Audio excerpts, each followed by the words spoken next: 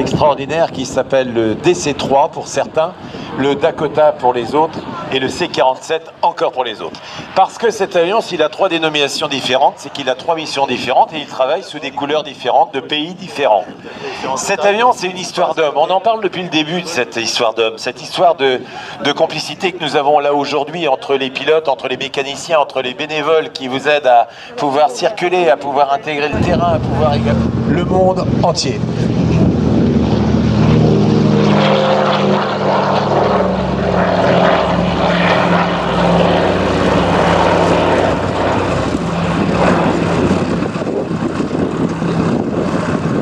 D'abord, l'armée va l'appeler C-47, ça c'est pour les Américains. La Royal Air Force va l'appeler Dakota. Et les pilotes, tous, vont le surnommer le Gunny Bird, c'est-à-dire l'albatros, parce que s'il est pas tôt au sol, eh bien, il est remarquable en vol. Le Douglas DC-3, c'est son nom.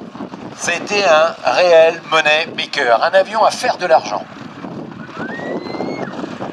C'est même du reste le premier avion au monde qui est rentable.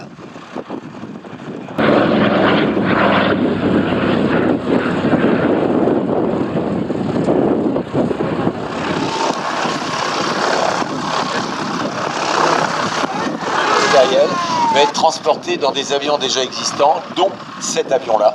Et cet avion va être le plus connu des troupes, du matériel, mais également pour tracter des planeurs, le LM, eh bien on va y mettre un énorme planeur derrière dans lequel il y aura une Jeep, dans lequel il y aura peut-être même des obusiers, dans le même les Berlinois. Et Staline cherche évidemment à asphyxier Berlin pour pouvoir le récupérer. Manque de chance, il y a ces avions, mesdames et messieurs, qui jour et nuit, toutes les minutes, pendant 9 mois, vont transporter des millions de tonnes de charbon, de bois, de vêtements, de nourriture, de meubles, de tout ce que l'on voudra.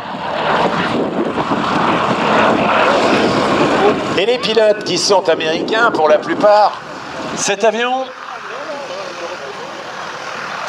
il est à l'image des hommes qui l'ont construit, à l'image des hommes qui l'ont piloté, ou simplement à l'image des hommes qui ont été transportés. Cet avion va quitter son uniforme militaire pour redevenir un avion civil. Et imaginons qu'avec cet avion, eh bien, il a été celui qui a développé le monde du transport aérien sur toutes les latitudes. On l'a retrouvé en Arctique, on l'a trouvé en Afrique.